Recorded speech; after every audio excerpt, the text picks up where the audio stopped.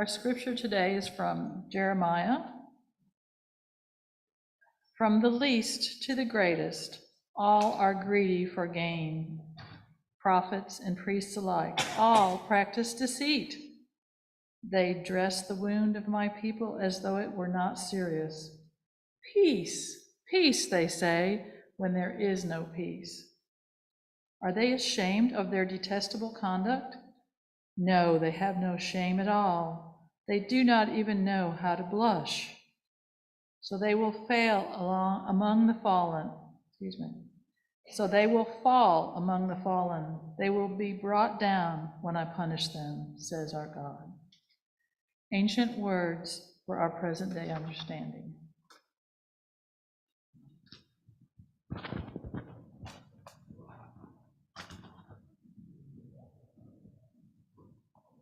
I used to hate Jeremiah.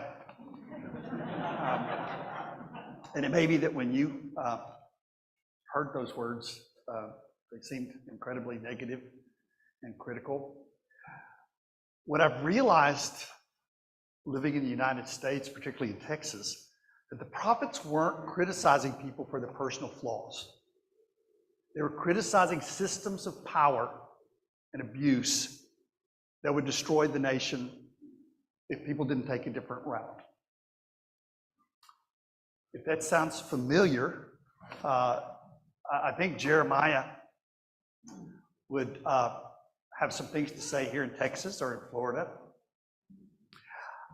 I heard this week about a minister in Dallas, a young minister at North Park Presbyterian Church.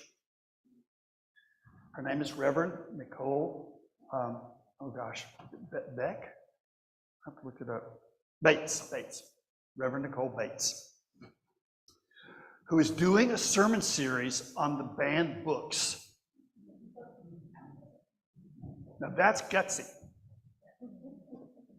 She's looking at books like Handmaid's Tale. The books that a certain political party, I don't want to mention which one so I won't seem partisan, is banning books. Now think of that historically. And the silence of the church in the face of a movement to muffle the voice of people of color, the testimony of immigrants, the testimony of women, LGBTQ people.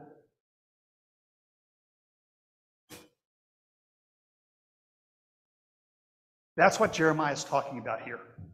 You notice he points out the clergy. He accuses us of seeking gain.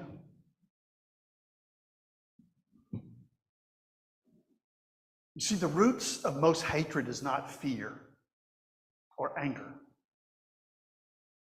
It's greed.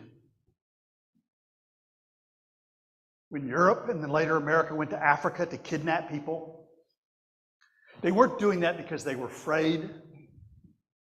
They didn't need workshops to communicate better. Right? This wasn't about personal relationships.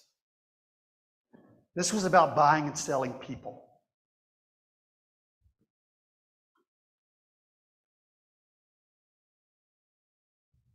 Jeremiah has a broken heart for his nation.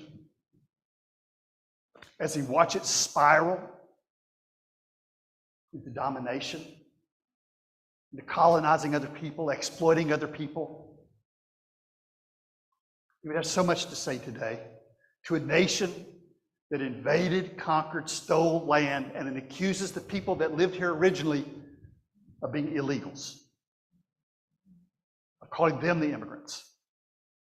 See, there's an insanity there. And it's not about our personal flaws. This is not about who you love or if you happen to have addictions or something like that. It's not talking about personal flaws. It's the realization that a nation that does not have principles binding it together, ethical principles, will tear apart at the seams. And you see that in Austin. You see that in Washington, D.C. Jeremiah is trying to call through the ages a voice of warning. What does it mean when you silence the voice of people that you've exploited in history? Why would this particular political party not want you to hear the voices of exploited people? What would be the strategy there?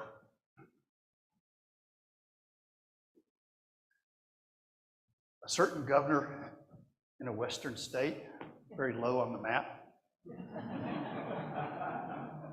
said that he was trying to protect children, particularly white children, from feeling bad about hearing the truth.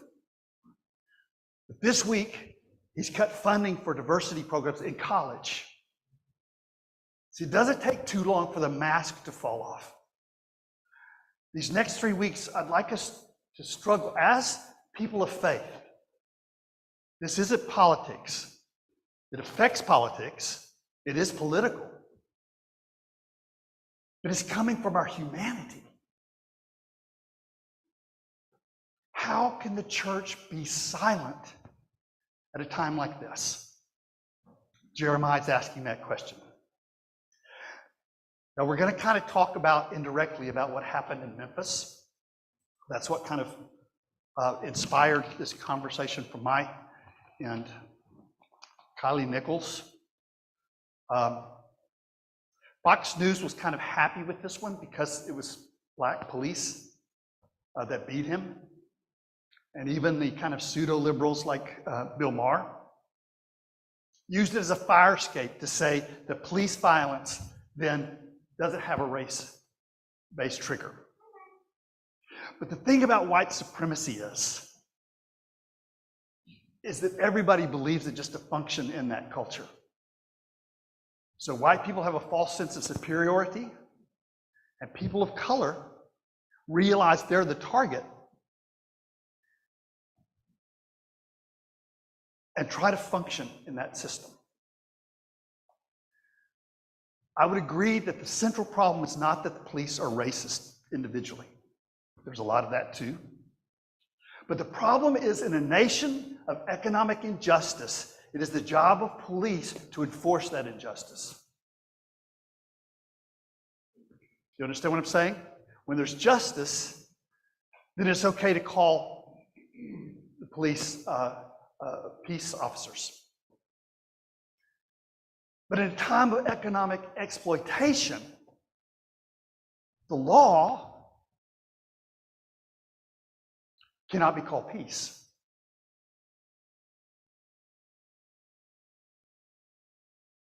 At a time like this, the little bitty criminals have to break the law.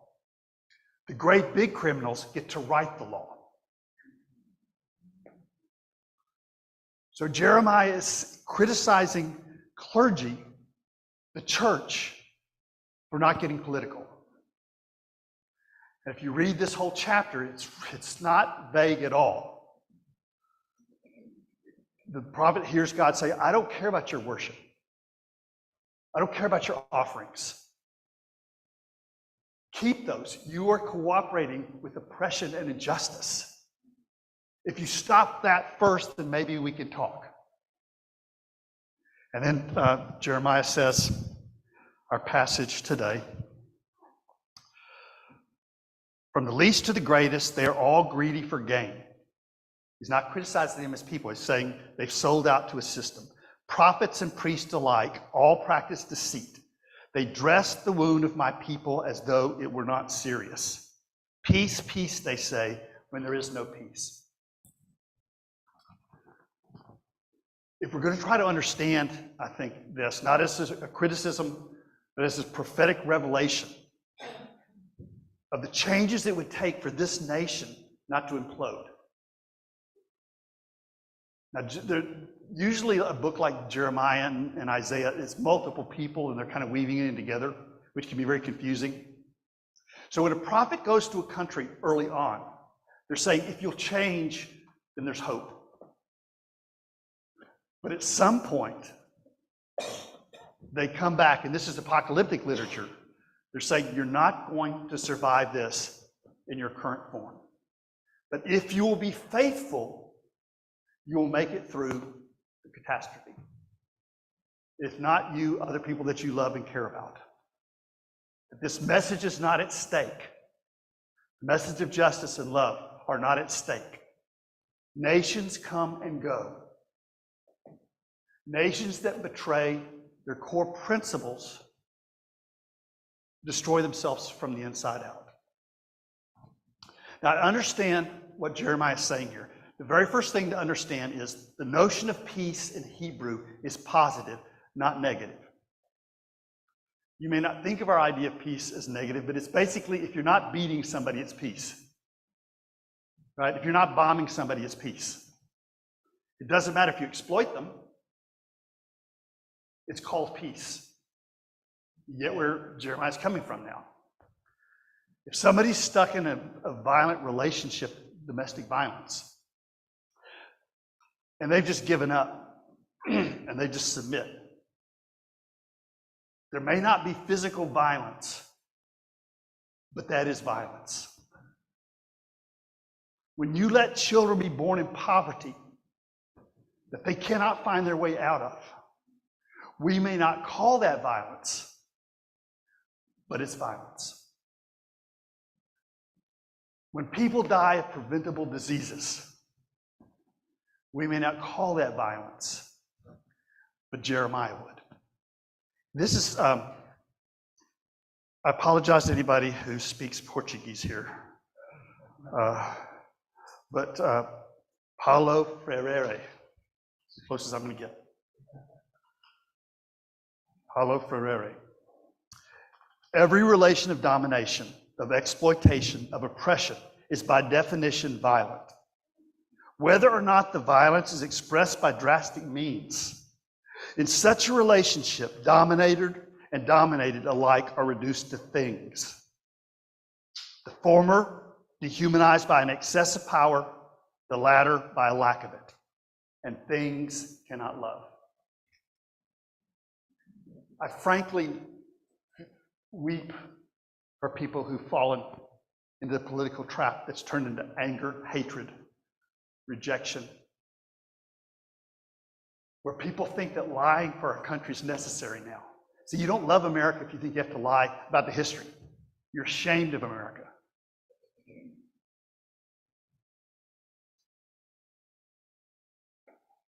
Jeremiah talks about greed. Capitalism, well, the sin of capitalism didn't begin with the United States, didn't begin with Europe. In the Hebrew culture, it was a sin to get rich charging interest on other people.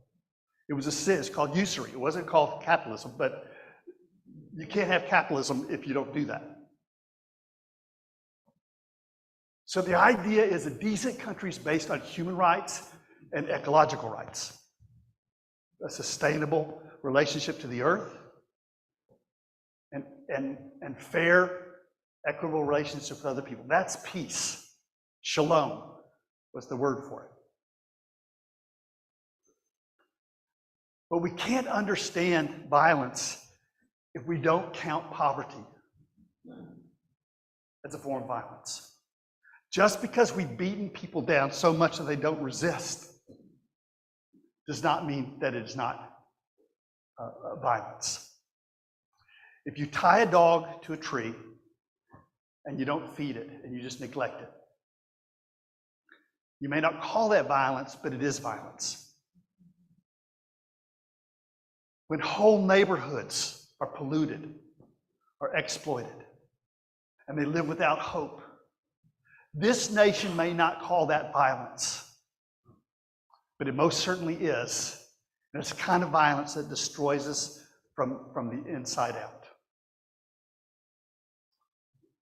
Once again, in times of justice, law enforcement officers, that's a very noble thing, and people who do it still, they're noble people in law enforcement, and I thank God that they're there.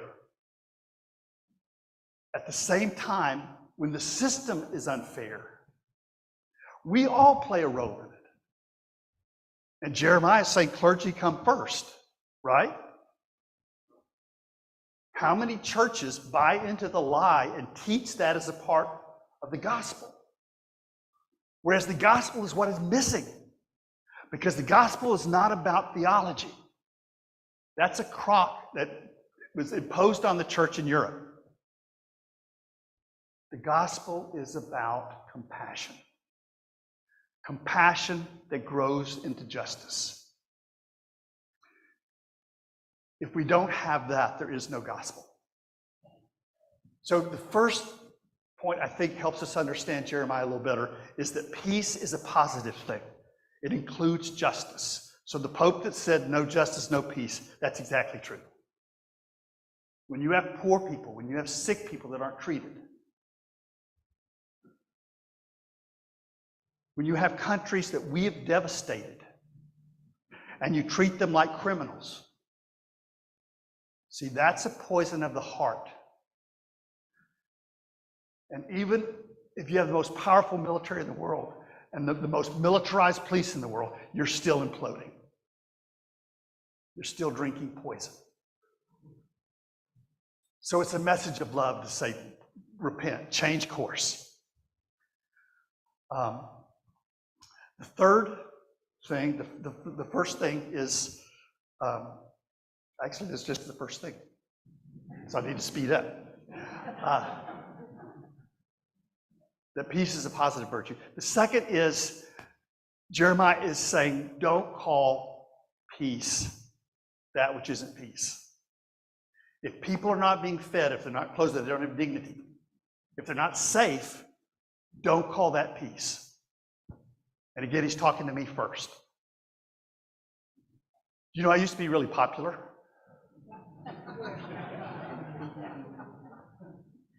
I didn't stand up for anybody. I could get along with anybody. And you can do that too. You can be great friends with oppressors if you don't point it out. And if you don't stake your claim on behalf of the oppressed. So Jeremiah says, don't call it peace if people's needs are not being met. This is how Gil Bailey, I think that's how you pronounce that one. English is also a problem for me. So he says, there have been periods of history in which episodes of terrible violence occurred, but for which the word violence was never used. Violence is shrouded in justifying myths that lend it moral legitimacy. And those myths, for the most part, kept people from recognizing the violence for what it was. The people who burned witches at the stake never for one moment thought of their act as violence. Rather, they thought of it as an act of divinely mandated righteousness. The same can be said for most of the violence we humans have ever committed. Do you know the name of the police unit?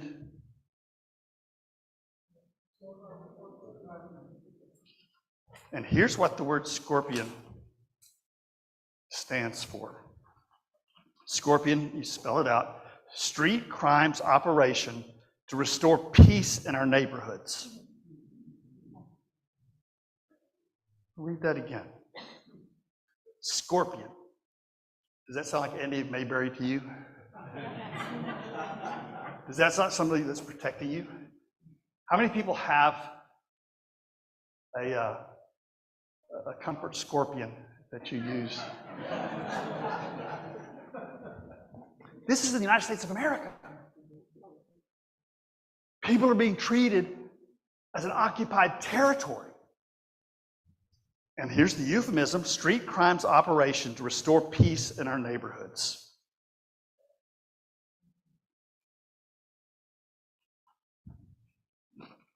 Again, personal prejudice is a big problem. But the real issue is, are we cooperating with the systems of oppression? See, that's where it gets bloody.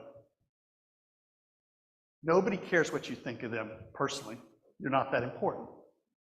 Right? If you think you're hurting people's feelings because you think you're better than they are, they just write you off. But if you pass laws Don't say it's just your opinion. When the church passes laws to rob people of rights and say we're just practicing our religion, somebody needs to say that's, and then you come up with a word that's better than what I'm thinking.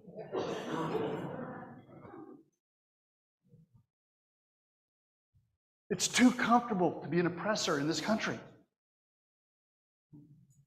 Right? It needs to be uncomfortable to be cruel. And isn't that a gift of love? I mean, it seems to me we're not helping anybody by ignoring their cruelty to someone else, helping them feel that they're hurting someone, helping us feel it. I mean, it's a full-time job to work on your own heart. But to realize what a difference that makes. To not call something peace when it's tearing somebody else apart. Just that vocabulary, which is why they don't want you to say those words. They don't want you to read those books. Because if you ever learn to be articulate, their jargon isn't going to work anymore. Right? That's why they don't want you to see it, think it, feel it. You don't have to lie if something's good. You don't have to pretend if it's good. So if you didn't know the specifics, when somebody tells you not to read a book, what do? You find it, you read it, because those are the keys to your liberation. Right? If somebody's oppressing you, and they say, don't look in that box, what do? So if you want to donate some of the banned books to our library, I'm sure we'll be proud to receive them. There was a folk singer that used to sing a song, Billy Bragg, Which Side Are You On? And a long time ago I heard that, and thought, well, that's divisive. That's divisive, because I was a person of privilege. And I didn't know that I was standing on somebody else's throat. So let's the oppressor and the oppressed hold hands. Now, they just need to talk more. We just need to speak the truth to power. And then what you realize is the powerful already know the truth. They're afraid that people will hear the truth. You and I, most of us here, were born into some kind of system of privilege and advantage. What Billy Bragg is saying is, if you do not renounce the domination you have over somebody else, you're not innocent. Right? Now that's hard. For somebody like me, I mean, I've got almost every privilege you can come up with. I used to say, I was born on third base, educated, white, male, Christian. I used to say if I was good looking, I'd have all, be a home run.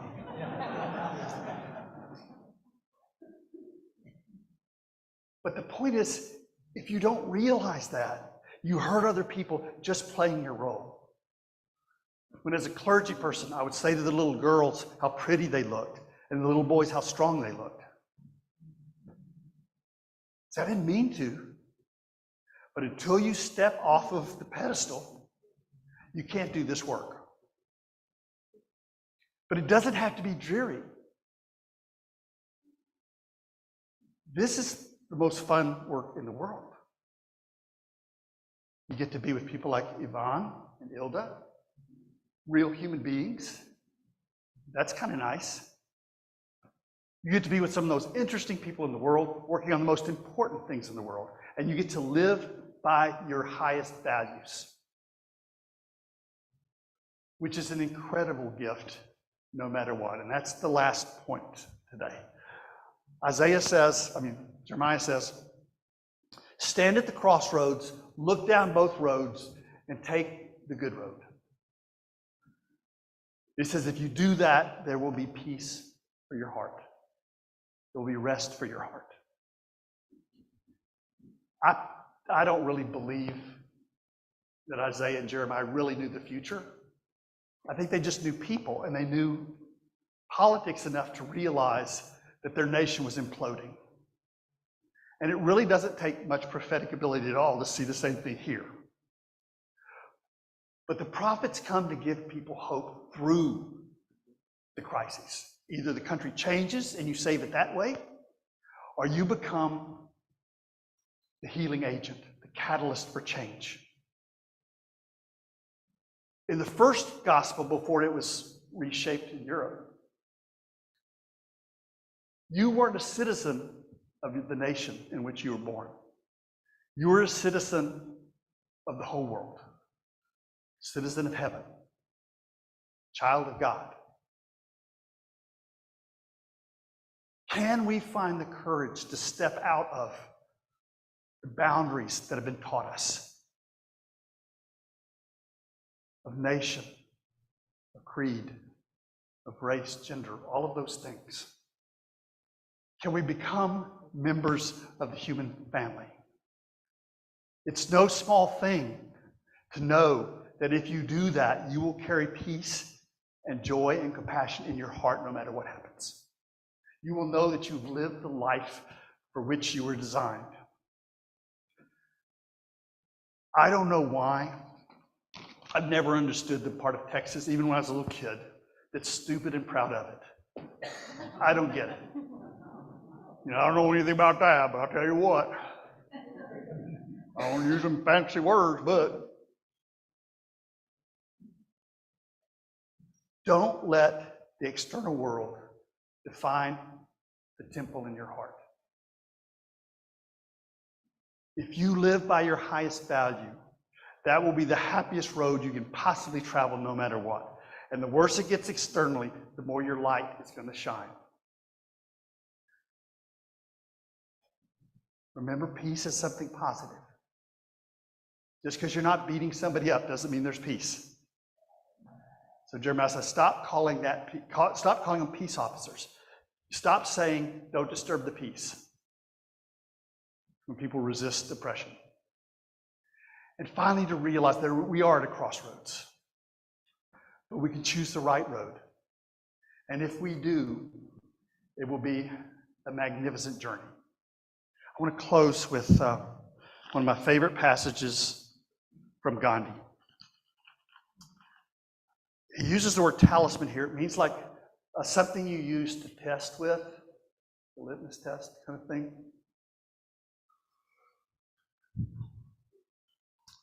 This is one of the last things he wrote, and this is try to help people that are trying to find their way in confusing times like this. He said, I will give you a talisman. Whenever you are in doubt, or when the self becomes too much with you, the ego, apply the following test. Recall the face of the poorest and weakest person whom you may have seen, and ask yourself if the step you contemplate is going to be of any use to them. Will they gain anything by it? Will it restore them to control over their own lives and destiny? In other words, will it lead to freedom and liberation for the hungry and spiritually starving millions? Then you will find your doubts and yourself melt away. Well, that's the best I can do. We'll take a minute now for you to think of how you would have preached this passage.